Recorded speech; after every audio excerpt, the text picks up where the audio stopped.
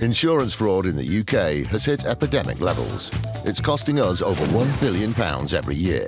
That's almost £3.5 million every day. Deliberate crashes, bogus personal injuries, even phantom pets. The fraudsters are risking more and more to make a quick killing. And every year, it's adding over £50 to your insurance bill. But insurers are fighting back, exposing just under 15 fake claims every hour, armed with covert surveillance systems. That's a subject out the vehicle. Sophisticated data analysis techniques, and a number of highly skilled police units. They're catching the criminals red-handed. Just don't lie to us. All those con men, scammers and cheats on the fiddle are now caught in the act and claimed and shamed.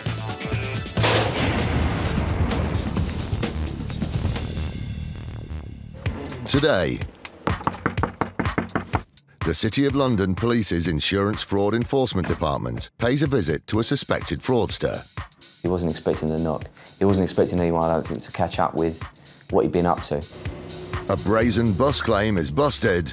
She may as well have been sitting on the bonnet of the car with her feet up, reading the newspaper, wearing a T-shirt saying, "I'm not in my car." And a claimant is their own worst enemy. But if those rings have been lost, why would your wife be wearing them yesterday? Well, I don't know.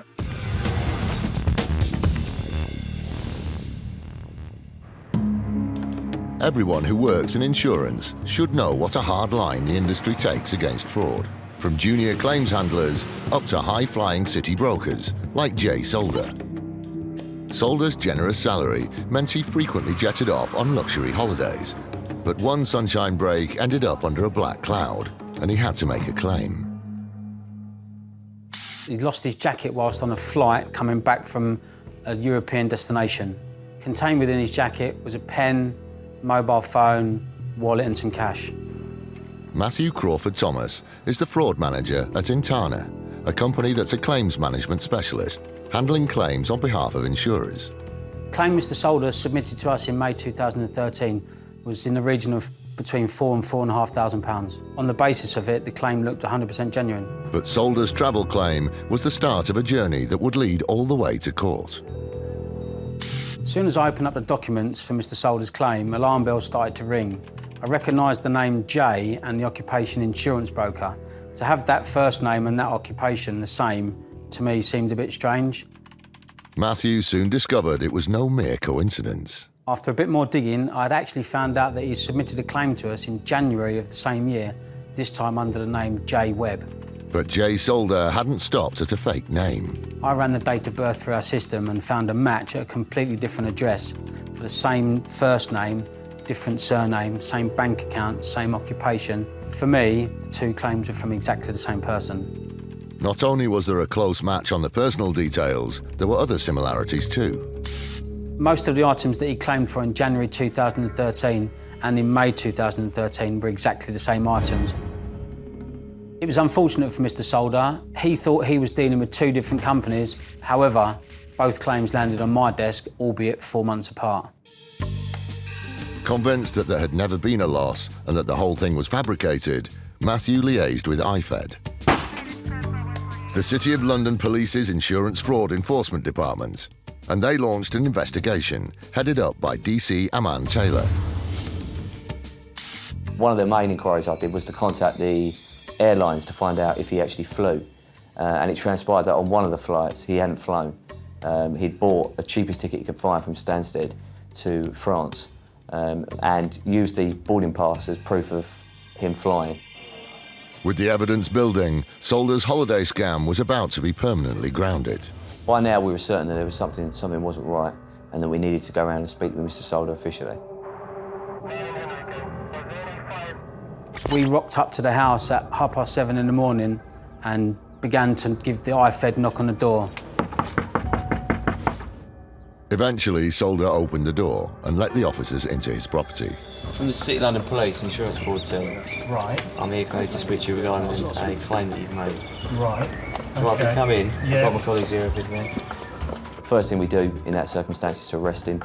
You're under arrest on suspicion of fraud by false representation relating to the claim that's been made, alright? Okay. I've got to caution you, actually, you don't have to say anything, but it may harm your defence. If you don't want to mention any questions, something too later on in court, anything you do so may be given in evidence. When Jay Solder was placed under arrest, he was visibly shaken. So he wasn't expecting the knock.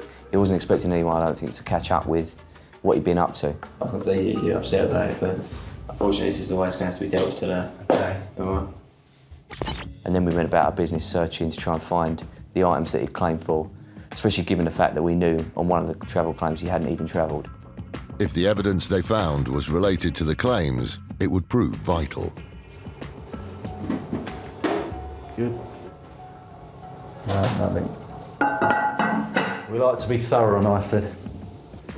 Bathroom's clear. They're the sunglasses which are, or they're the same make and model of the sunglasses that have been reported stolen as well. So we'll seize them. Lo and behold, items that Mr. Solder had claimed for were located at the property. See that? And that's going to be the camera then. There's one item in particular which was a Sony camera, which featured in a lot of the claims, along with a number of other items which were matched or similar items to ones that have been reported stolen. Still to come, the raid continues. I'll have to get this down. I think this is a bag of money. And more, much more, comes to light. £6,000 cash is not something you usually come across in a normal house search. And words fail when CCTV reveals a false claim. There aren't enough syllables in the word incredulous to describe how I actually felt when I looked at this. I just wanted to scream at the screen saying, "She's not in the car!"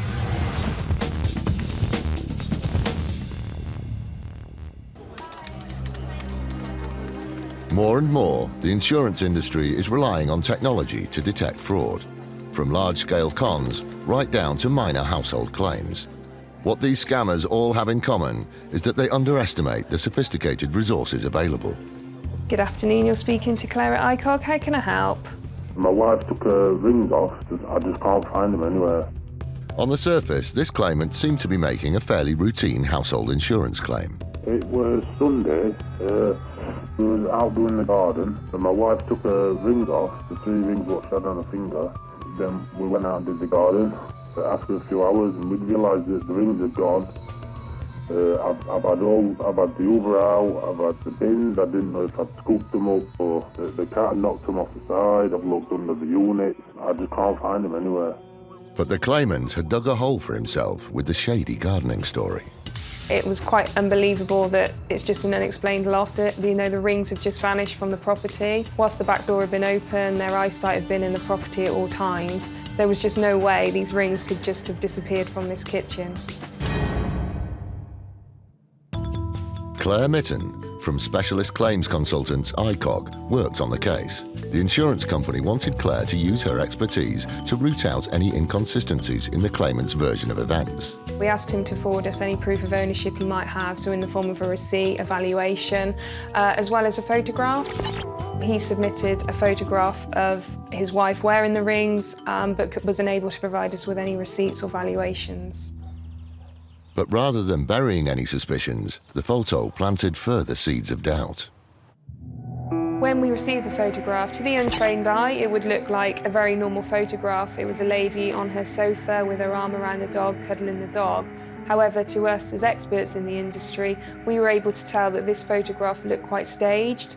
The prominence of the photograph was on the ring, and that it was quite close up with regards to what we were looking at. Just didn't feel quite right. But that wasn't all. Further technological analysis of the photo revealed evidence that proved beyond doubt that it was a totally false claim. We analysed the photograph and the data that was held within the photograph and established that the photograph had actually been taken the evening before.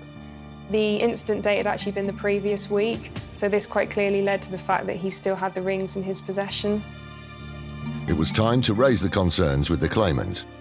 Claire rang him and gave him the opportunity to come clean. When we investigated the metadata that was embedded into the photograph, what do you think we might have found? No idea. With the claimant pleading ignorance, Claire knew it was time to confront him about the dates, but it didn't go the way she expected. So So when was this actual photograph taken? Do you know? Yeah, I put that one yesterday. So you have taken that photograph yesterday? The one that I sent one yesterday. Yesterday? I'm no advanced conversation management expert, but he just dropped himself in it. If he'd lost the rings when he said, he couldn't possibly have taken a photo of them yesterday. The information that we have found is quite right, that photograph has actually been taken yesterday. Yeah. This did surprise me. I wasn't expecting this result. I was expecting him to explain that they were taken quite a long time ago. I actually don't think he realised what he had told me. Could you just be honest? Yeah. Why did you make this claim? Why? Because they've generally been lost. Come on, pal, you're fooling no one. I need you to be honest with me. Have you still got those rings? No, I haven't, no. So why did you send a photo taken yesterday at 5 to 7? I can't say nothing, can I? So are you telling me that you still have the rings? No, I haven't still got the rings. Yeah, but this clearly shows that you still have the rings. If this photo was taken last night, you still have those rings? No. He wasn't budging, but Claire's not one to back down. But if those rings have been lost, why would your wife be wearing them yesterday? But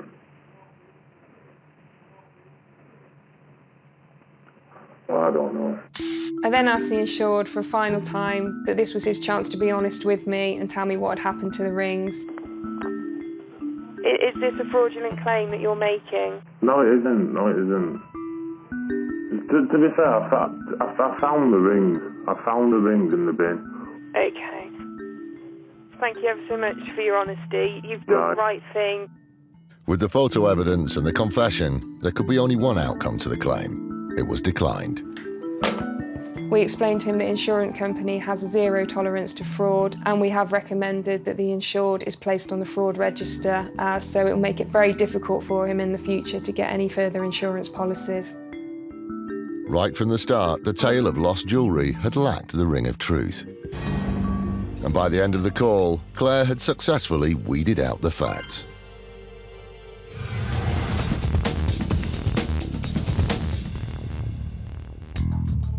Digital data from photographs was also instrumental in a case of wintry woe submitted to Allianz. Britain's brutal winter remains with us. In early 2014, Britain's notoriously unpredictable weather meant the country took a battering. The UK was hit by a series of weather-related events, mini-storms, if you will, and thousands of policyholders were affected. Lives were affected, businesses were affected. Given the situation, there was nothing immediately unusual about one particular weather-related claim. The policyholder had suffered storm damage to the rendering on the wall outside his house. The damage was estimated to be in the region of £3,900 and £4,200. Allianz started to process the claim and commissioned a surveyor's report. It was at this point that the storm cloud started to gather. In his view, the damage was caused by wear and tear and over a period of time than actually being storm damage. The foundations of this claim were starting to look shaky, and Allianz contacted the builder who had provided one of the estimates. He also indicated that the damage was likely to be as a result of moisture over a period of time, as opposed to a single event such as a storm. But could the policyholder simply have been mistaken about the cause of the damage? The policyholder's occupation was a builder, and one would expect a builder to be able to differentiate from what is storm damage to what is wear and tear. Unlikely then. Further investigation was called for, and they took another look at photos that had been supplied with the estimates. The analysis of the photographs told us that the photos weren't in fact taken at the time alleged, but were taken 3.5 months earlier. And it was at this point that we thought actually we were dealing with a fraudulent claim. Allianz's investigation cut through the bluster to expose a bitter truth. The policyholder knew at the time of incepting the policy with Allianz Insurance that there was pre-existing damage, and he was simply waiting for the opportunity for a weather-related event to submit the claim. When the storm struck, he saw his chance and attempted to claim an insurance payout. Challenged by Allianz about the photos, he refused to come clean, and the case was passed to IFED. Some months later, we were contacted by IFED, who advised us they'd arrested the policyholder, he had admitted the fraud, and they'd given him a caution. Although they'd avoided an undeserved payout, there was still a cost to bear. What was really frustrating about this whole thing was that the policyholder submitted a claim at a time when there were thousands of policyholders in genuine need, and this diverted resources from Allianz, from other insurers, where we could have actually helped those people get back on their feet. This does prove that insurance fraud is not a victimless crime.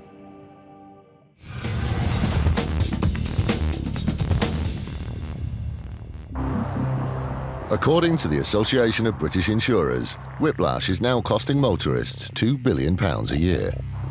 Aviva's bodily injuries unit, based in Bishopbriggs near Glasgow, includes experts that specialise in detecting personal injury fraud. If someone tries to fake or exaggerate an injury, they'll pull the plug. Richard Hiscox is Director of Casualty Claims. His team recently dealt with an injury caused by a road traffic collision. So we got a claim from the third party to say he'd been involved in an accident with our customer, who was holding our customer at fault. The accident was two cars reversing in the early hours of the morning outside a nightclub. The claimant had alleged that as they were reversing, our customer had reversed into him, causing injury.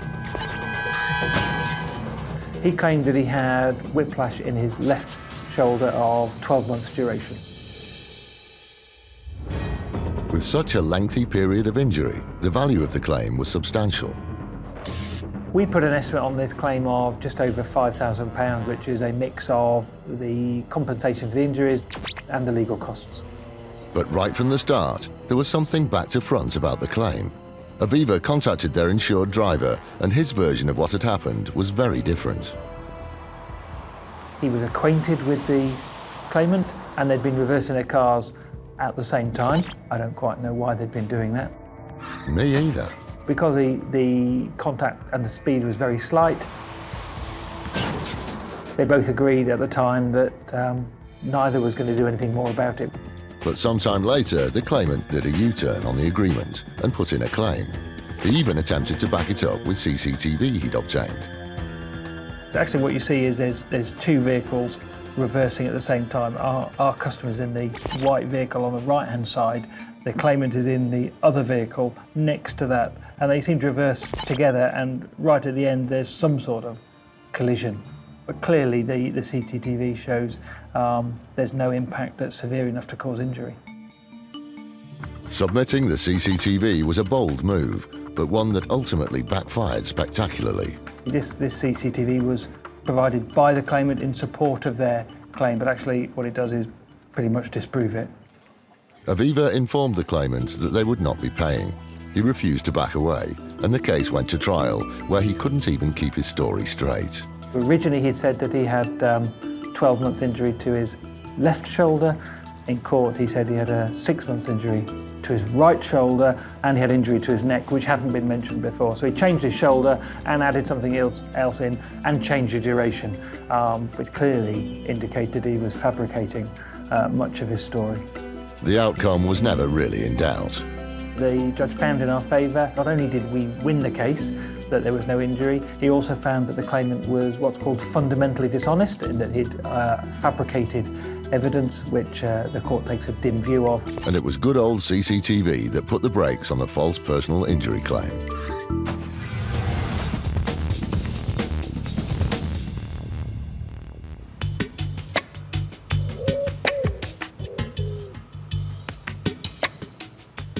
First Group operates a fleet of over 6,000 buses, carrying around 1.7 million passengers a day.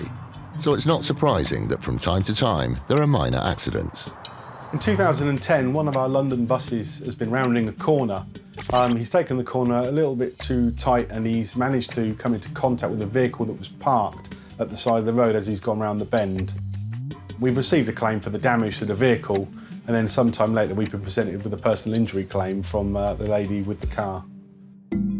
According to the claimant, this was no minor prang, but a collision that resulted in serious injury. This claimant's alleged that she was in her vehicle with her seatbelt on when she was hit in the rear by a bus. She's been thrown forwards and backwards, and also been thrown into the interior of her car, striking her chest.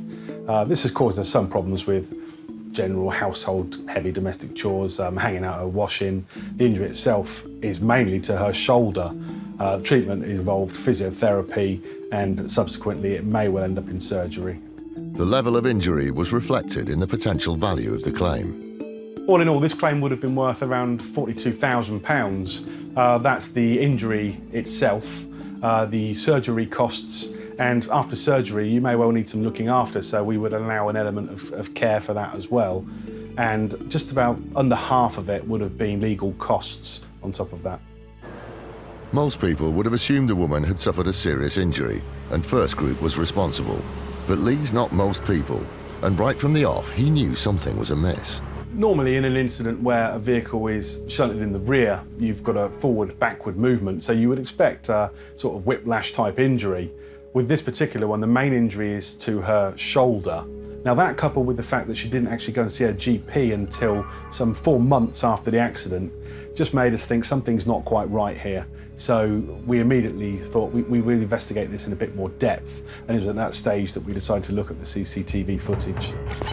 What it showed put a huge dent in the claimant's story. So we look at the CCTV from this incident. We're expecting to see an impact on the vehicle. We know that's happened. There's damage to the car. The bus is rounding the corner. It does hit the car. So this lady's alleging she's been thrown around in her car. She's been moved forward and backwards. There's the glaring, obvious fact that she's not in the car. She's standing by the side of the car. It's absolutely ridiculous. There aren't enough syllables in the word incredulous to describe how I actually felt when I looked at this. I just wanted to scream at the screen saying, she's not in the car. It's just absolutely preposterous that she could even consider putting this claim in. She may as well have been sitting on the bonnet of the car with her feet up, reading the newspaper, wearing a t-shirt saying, I'm not in my car. It's just so blatantly obvious when you look at it. With the CCTV proving that no injury had occurred, the prognosis for the claim was not looking good. We sent the CCTV footage to the claimant's solicitors, pointing out the major flaws in their client's case, and unsurprisingly, we've not heard back from them since. I think even the best solicitor in the world is going to have a problem making a claim for personal injury in a car accident where someone wasn't actually even in the car.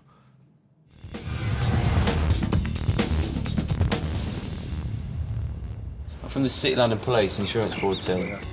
Previously, DC Aman Taylor began a search of the home of Jay Solder, an insurance broker suspected of trying to defraud his own industry. So at the moment, it's got to tell you you're under arrest, okay? Right. Now, you're under arrest on suspicion of fraud by false representation relating to the claim that's been made, all right? Okay. They've already found a camera that featured in several insurance claims. So he's got an active policy at the moment. With somebody else. That's not the one that he had with us. But the search is about to uncover something completely unexpected. 2 more holidays booked, 2 more claims. A little interesting development here that our policy, which wasn't paid out on, which is the one that Matt's investigated and passed on to us, which is the one that he's been nicked for today, he's actually got another policy in place at the time. The same trip. It was covering the same trip. During the search, we found another travel insurance document for another claim that had been made by Mr. Solder, and found that to be an entirely fraudulent claim as well. So the first claim he made with my mob, which got paid, I can check to see whether he can be making it. And with us, that's the reason why he walked away from that one, due to the fact that this policy covers the same trip that he bought 2 policies for. Yeah, so he's gone on that when he's got knocked back from that. Yeah. It was the search that kept on giving. We found a large quantity of cash, which subsequently turned out to be around £6,000 in cash, which had been concealed in a wardrobe. and we found a Rolex watch valued somewhere in the region of about £8,000. Yeah, it was nice, isn't it? Is there a story behind this, Jay?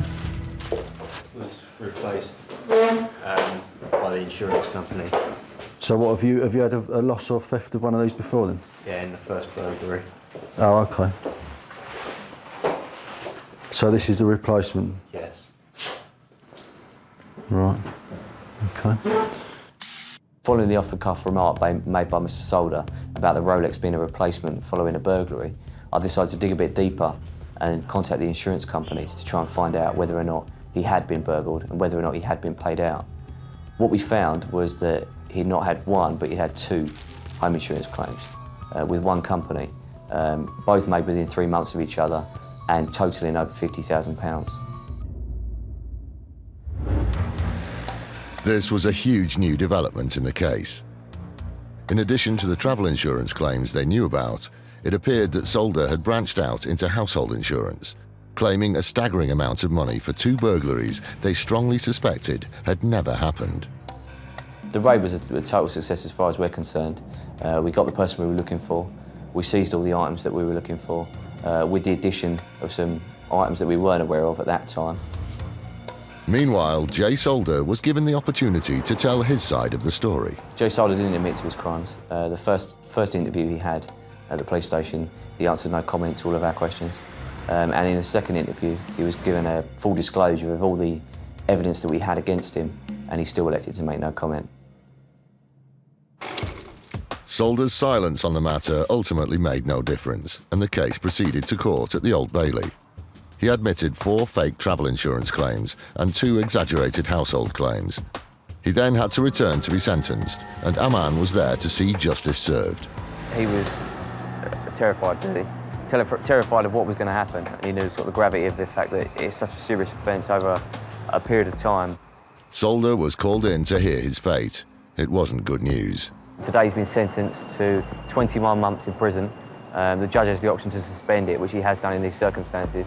160 hours of community service, so giving something back to the community.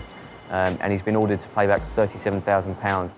For Aman, it's the end of a long, complex investigation. Today I'm satisfied with the outcome. The outcome is one where we brought an end to the case, so it shows that we'll see it the whole way through.